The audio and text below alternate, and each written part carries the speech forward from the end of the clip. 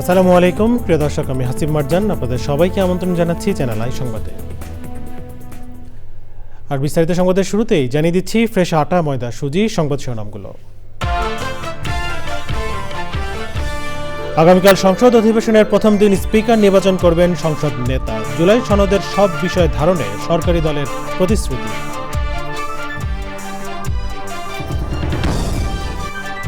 বিরোধী দল থেকে ডেপুটি স্পিকার পদের প্রস্তাব জামায়াতের নাকচ। জুলাই সনদ ও সংবিধান সংস্কার কমিশনের বিষয়ে নিষ্পত্তির পর সিদ্ধান্ত।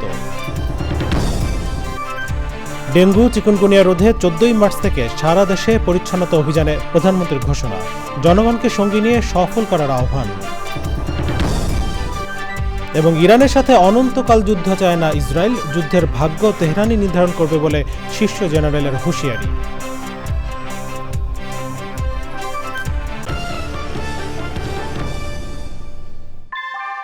ভূমিকম্প সহনীয় মোস্ট ডিউরেবল দেশের প্রথম থার্মেক্স রড সালাম স্টিল। সালাম স্টিল বোঝে ডিউরেবিলিটি। সালাম স্টিল, মোস্ট ডিউরেবল স্টিল।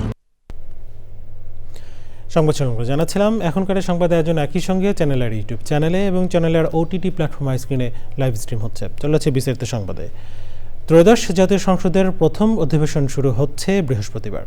অধিবেশনের শুরুতে সংসদ নেতা প্রধানমন্ত্রী তারেক রহমান জাতীয় সংসদের স্পিকারের নাম প্রস্তাব করবেন। সংসদের চিফ হুইপ নুরুল ইসলাম মনি সাংবাদিকদের একথা জানিয়ে বলেন, সরকারি দলের লক্ষ্য একটি কার্যকর, প্রাণবন্ত ও দায়িত্বশীল সংসদ পরিচালনা করা। প্রথম অধিবেশনেই ভাষণ দেবেন রাষ্ট্রপতি মোহাম্মদ শাহাবুদ্দিন। রিপোর্টে আরও জানাচ্ছেন চকরমালিথা। রীতি অনুযায়ী সংসদের প্রথম অধিবেশনের আগের দিন সরকারি এবং বিরোধী দল আলাদা আলাদা সভা করে গুরুত্বপূর্ণ বিভিন্ন বিষয়ে সিদ্ধান্ত নেন। বুধবার সকাল 11:15টায় সরকারি দলের সংসদীয় সভায় যোগ দিতে আসেন জাতীয় সংসদে সংসদ নেতা প্রধানমন্ত্রী তারেক রহমান। সংসদ ভবনের পশ্চিম ব্লকের 9ম তলায় সরকার দলীয় সভাকক্ষে সংসদ সদস্যদের সাথে দীর্ঘক্ষণ বৈঠক করেন তিনি। সবার উদ্দেশ্যে দিক নির্দেশনামূলক বক্তব্য রাখেন সংসদ নেতা। সভা শেষে সংসদের হুইপদের সাথে নিয়ে আনুষ্ঠানিক সংবাদ সম্মেলন করেন চিফ হুইপ। গণতন্ত্রের সৌন্দর্য হলো মতের ভিন্নতা থাকা সত্ত্বেও আলোচনার মাধ্যমে জাতীয় সমস্যার সমাধান খুঁজে বের করা। সেই লক্ষ্যেই আমরা সংসদকে একটি কার্যকর, প্রাণবন্ত ও অর্থবহ একটি প্রতিষ্ঠানে পরিণত করতে দৃঢ় প্রতিজ্ঞ। সাংবাদিকরা জানতে চান স্পিকার, ডেপুটি স্পিকার নির্বাচন নিয়ে। সংসদ চিরাচরিত মতন বসবে না। আমাদের যেহেতু পুরনো স্পিকার নাই, ডেপুটি স্পিকার নাই, আমরা সংসদে একটা খালি চেয়ার দিয়ে শুরু করব। একজন কোরআন তেলাওয়াত করবেন, মাননীয় প্রধানমন্ত্রী আমাদের সংসদ নেতা, তিনি ঘোষণা করবেন এই সভার সভাপতিত্ব করার জন্য কোনো একজন জ্যেষ্ঠ নেতাকে। প্রস্তাব করার পর কোনো একজন সমর্থন করবেন, তারপর তিনি সেখানে সভাপতিত্ব করবেন। সেই সভায় আমরা মাননীয় স্পিকার এবং ডেপুটি স্পিকার নির্বাচিত করব। স্পিকার এবং ডেপুটি স্পিকার নির্বাচনের ক্ষেত্রে আমরা সংসদ নেতাকে দায়িত্ব দিয়েছি, সিদ্ধান্তটা তিনিই দেবেন। আগামীকালকে আমরা জানতে পারবো। ডেপুটি স্পিকার যখন আসবেন তখন সভাপতি মণ্ডলী মনোনয়ন করবেন 5 জন। এরপরে আমাদের 133টা অর্ডিন্যান্স আছে। 133টা অর্ডিন্যান্স আমাদের লে করা হবে এবং সেটা প্লেস করা হবে। সেই অর্ডিন্যান্সগুলো মাননীয় আইনমন্ত্রী উত্থাপন করবেন। এরপরে মাননীয় সংসদ নেতা তিনি তার বক্তব্য রাখবেন। জুলাই সনদ নিয়েও প্রশ্নের উত্তর দেন তিনি। আমরা শপথ নেইনি। আমরা শপথ নেইনি কারণ এটা সংবিধানে নেই, সেই জন্য সংবিধানে ইনকর্পোরেট করার পরে তখন পরবর্তী পরিস্থিতিতে আমরা সিদ্ধান্ত নেব। চিফ হুইপ জানান, সংসদের প্রথম অধিবেশনের শোক প্রস্তাবে সদ্য প্রয়াত সাবেক প্রধানমন্ত্রী বেগম খালেদা জিয়া সম্পর্কে আলোচনা হবে। আসসালামু আলাইকুম রহমতুল্লাহ। চকরমালিথা, চ্যানেল আই, ঢাকা। রাষ্ট্রপতির ভাষণ বয়কটের বিষয়ে কৌশলী উত্তর দিয়ে বিরোধী দলীয় নেতা ডক্টর শফিকুর রহমান বলেছেন, রাষ্ট্রপতির ভাষণে কি করবে বিরোধী দল তা বৃহস্পতিবার দৃশ্যমান হবে সংসদে। জাতীয় সংসদের এলডি ভবনে ব্রিফিংয়ে বিরোধী দলীয় নেতা বলেন, জুলাই সংস্কার বাস্তবায়ন হলে ডেপুটি স্পিকারের নাম দেবে বিরোধী দল। জুলাইকে সম্মান রেখেই বিএনপিকে সংবিধান সংস্কার পরিষদের শপথ নেওয়ার আহ্বান জানান ডক্টর শফিকুর রহমান। বিস্তারিত তাফিনুল ইসলামের রিপোর্টে।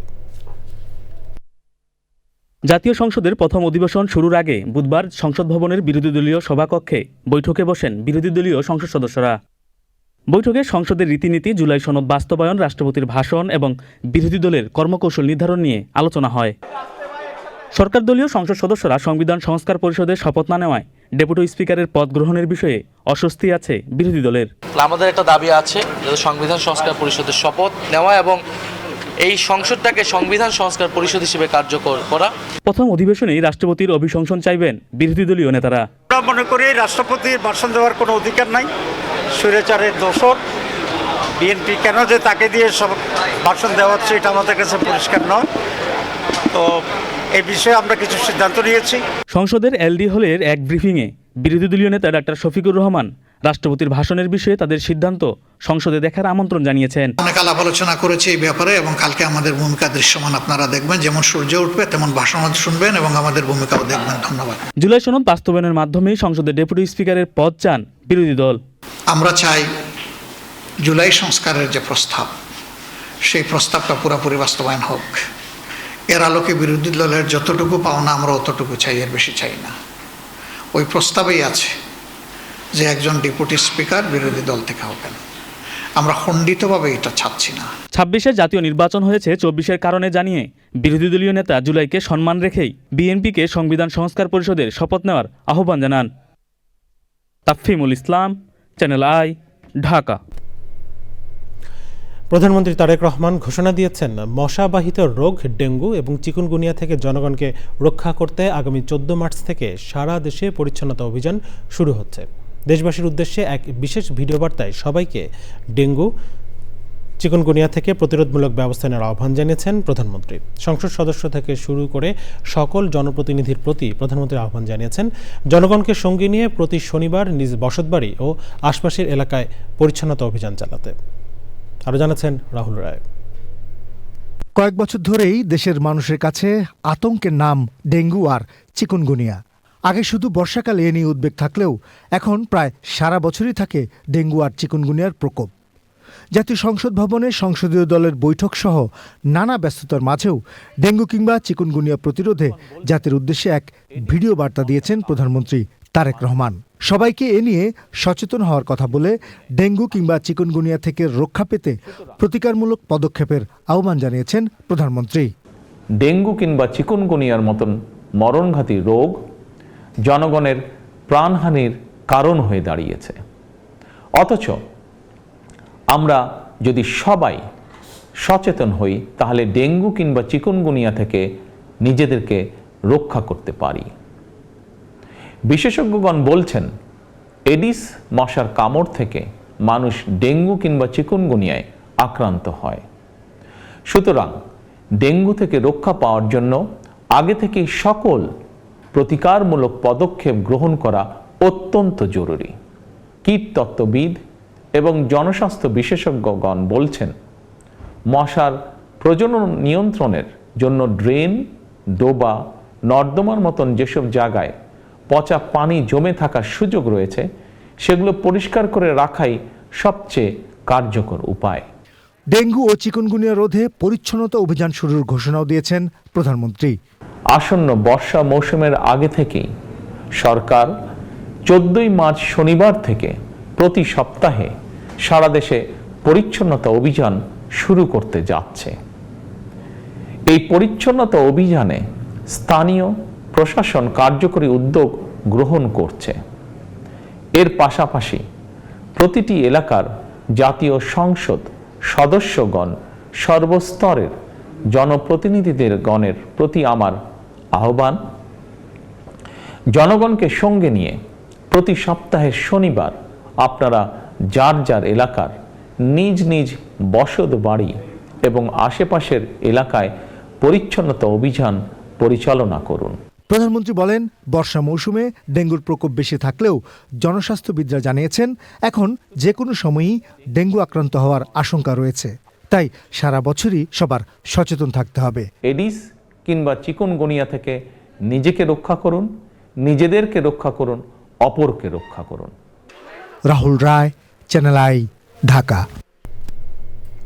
এবার ইরান যুদ্ধের দ্বাদশতম দিন।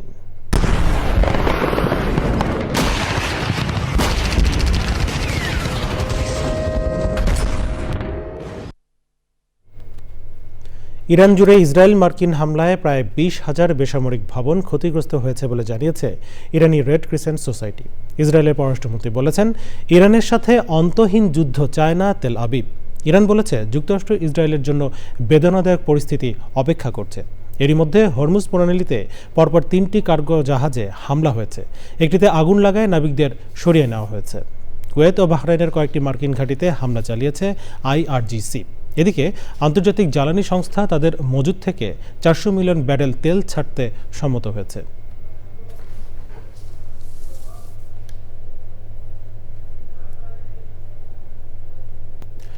রাশিয়ার একটি গুরুত্বপূর্ণ ক্ষেপণাস্ত্র তৈরির প্ল্যান্টে হামলা করেছে ইউক্রেন। রুশ কর্তৃপক্ষ জানিয়েছে এই ক্ষেপণাস্ত্র হামলায় কমপক্ষে 6 জন রাশিয়ান বেসামরিক নাগরিক নিহত এবং 42 জন আহত হয়েছেন। ইউক্রেনের প্রেসিডেন্ট ভলোদিমির জেলেনস্কি বলেছেন, ইউক্রেনীয় বাহিনী ব্রিটিশ তৈরি স্টর্ম শ্যাডো ক্ষেপণাস্ত্র ব্যবহার করে রাশিয়ার সবচেয়ে গুরুত্বপূর্ণ সামরিক কারখানাগুলোর একটিতে হামলা চালিয়েছে। তিনি আরও বলেন, ওই কারখানায় রুশ ক্ষেপণাস্ত্রের জন্য ইলেকট্রনিক্স ও বিভিন্ন উপাদান তৈরি হতো। রুশ প্রেসিডেন্ট ভ্লাদিমির পুতিনের মুখপাত্র দিমিত্রি পেসকভ বলেছেন, ব্রিটিশ বিশেষজ্ঞদের সহায়তা ছাড়া ওই ক্ষেপণাস্ত্র হামলা সম্ভব ছিল না, এটি স্পষ্ট। জানাবো খেলার খবর।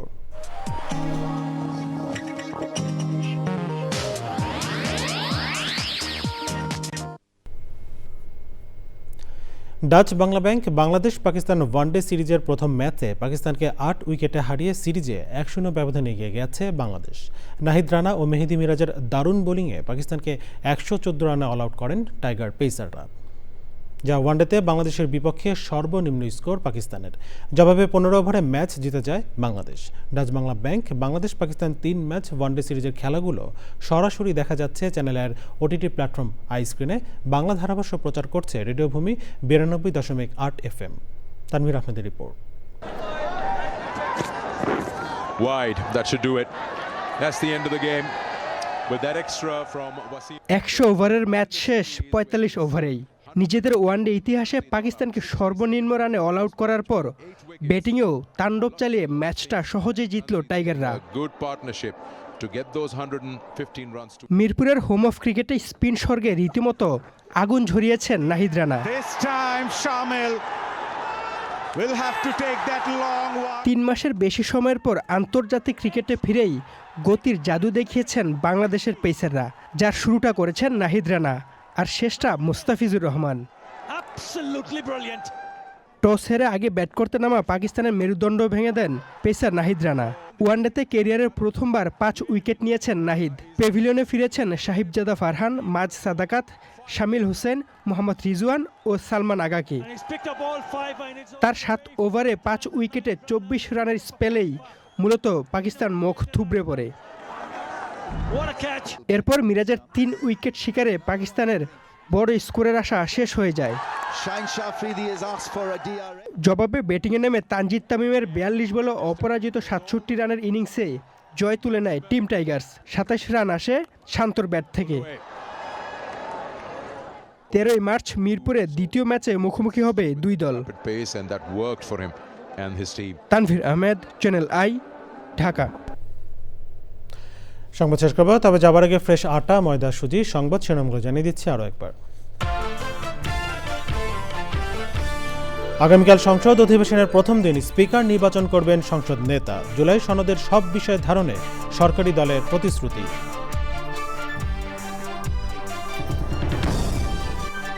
বিরোধী দল থেকে ডেপুটি স্পিকার পদের প্রস্তাব জামায়াতের নাকচ। জুলাই সনদ ও সংবিধান সংস্কার কমিশনের বিষয়ে নিষ্পত্তির পর সিদ্ধান্ত।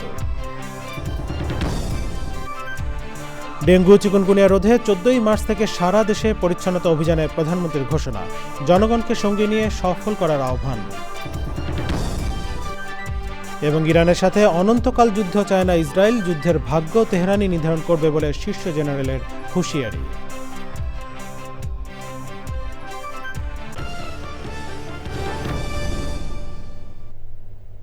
প্রিয় দর্শক, এই ছিল চ্যানেলের সংবাদ এখনকার আয়োজন। এতক্ষণ সাথে থাকার জন্য ধন্যবাদ সবাইকে।